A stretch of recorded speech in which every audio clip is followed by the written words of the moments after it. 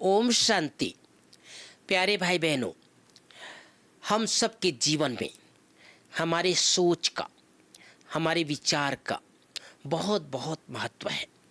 बाबा कई बार कहते हैं, बच्चे कोई भी बोलो पहले सोच कर बोलो, संकल्प करके बोलो।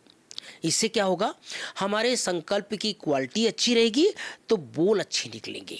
और जितना हम कम बोलेंगे तो कम बोलने का प्रभाव कम सोचने से होता है। अगर कोई व्यक्ति अधिक सोचता है तो उसका प्रभाव अधिक बोलने पर दिखाई देता है। कभी कभी आप देखोगे कोई कोई व्यक्ति ऐसे इतना ज़्यादा बोलते हैं कि उसको पता ही नहीं चलता मैं क्या बोल रहा हूँ। तो सिर्फ बोल तो हमको दिखाई देता है, लेकिन बोल के पीछे की जो शक्ति है वो संकल्प है, सोच की शक्ति है। मैं पिछली बार भी आप सबको बताया था कि हमारे संकल्प का प्रभाव कितना गहरा पड़ता है ना। जैसे मान लो कोई, मैं छोटी सी एक घटना सुनाता हूँ भाई बहनों। जैसे मान लो थोड़ी बहुत सर्दी जुकाम हुआ है, कोरोना काल में बहुत हुआ लोगों के साथ, थोड़ा बहुत सर्दी जुकाम हुआ है और आपने सोच लिया कि सर्दी जुकाम हो गया, कहीं रात भर प्रॉब्लम ना हो जाए, सुबह तक बुखार नहीं हो जाए।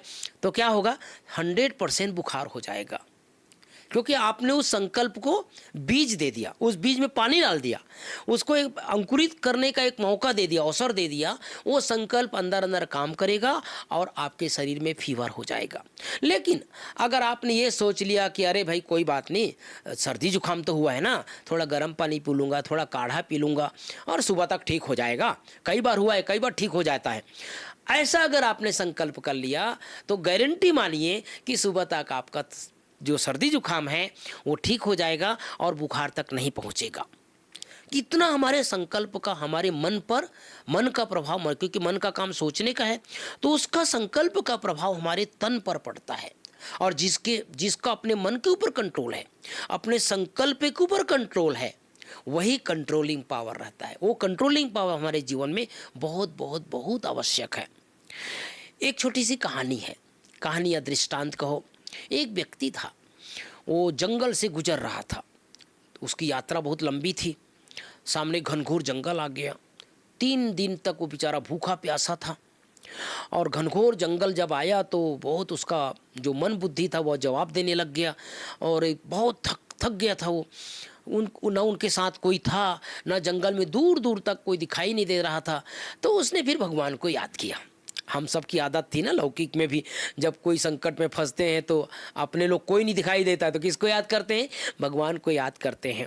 तो उसने कहा, प्रभु पिता परमात्मा, मैं तो आपका बच्चा हूँ, मैं आपका बालक हूँ, तो मैं माता च पिता तो मैं, हमने भक्ति मार्ग में शुरू से आपके साथ बहुत आपकी आराधना पूजा अर्चना किया। प्रभु आज मैं बहुत संकट में हूँ। क्या संकट में हूँ, कहता है कि मैं बहुत भूखा हूँ, बहुत प्यासा हूँ और थका हुआ भी हूँ। तो ऐसा कुछ कृपा कर दो प्रभु, ऐसी कुछ वरदानी दृष्टि डाल दो प्रभु कि मेरे हाथ में गरम गरम भोजन आ जाए। भाई बहनों, जैसे वो व्यक्ति सोचता है कि गरम गरम भोजन आ जाए तो उसके हाथ में गरम गरम भोजन आ जाता है। दाल चावल, जो पिछली बार बाबा ने बोला दाल भात सबसे अच्छा होता है, दाल भात भी आ गया, सब्जी भी आ गया, पकौड़ा भी आ गया, जो भी उसकी इच्छा खाने की थी वो सब आ गया। वो सोचता, अरे वाह, भगवान तो आज मेरे ऊपर बहुत प्रसन्न है। तो खाना जी भर के पहले खाना खाता है, पानी भी रहता है, पानी भी पी लेता है। फिर सोचता है, भगवान मैं 3 दिन से बहुत भूखा प्यासा था, आज आपकी बड़ी कृपा हुई कि मेरे को गरम गरम खाना मिल गया।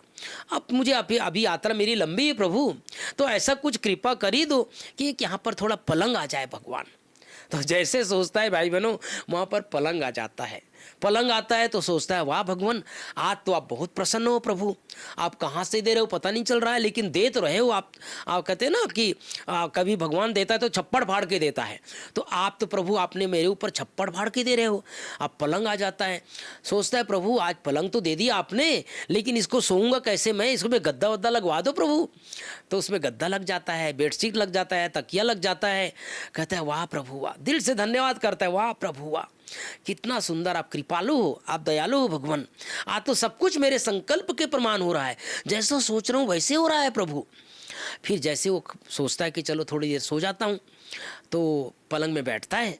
लेकिन अभी तक तो पॉजिटिव सोच रहा था वो कि प्रभु खाना दे दो तो खाना आ गया, भगवान पलंग दे दो पलंग आ गया।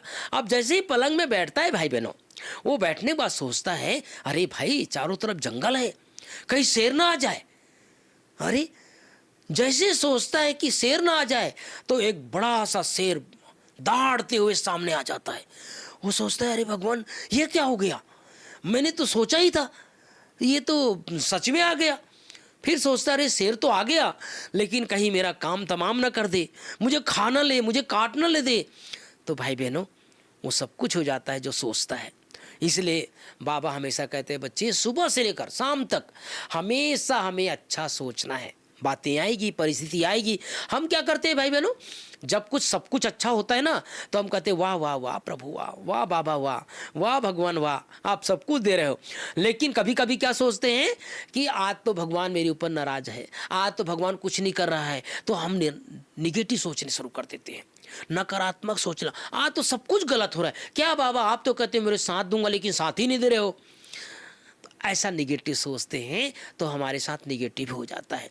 इसलिए हमें इस बात का ध्यान रखना है, हमेशा पॉजिटिव संकल्प सुबह से आँख खुलते ही बाबा और मम्मा को सामने लाएं और बाबा और मम्मा से दृष्टि लेकर के संकल्प करें आज मेरा सब कुछ अच्छा बीतेगा।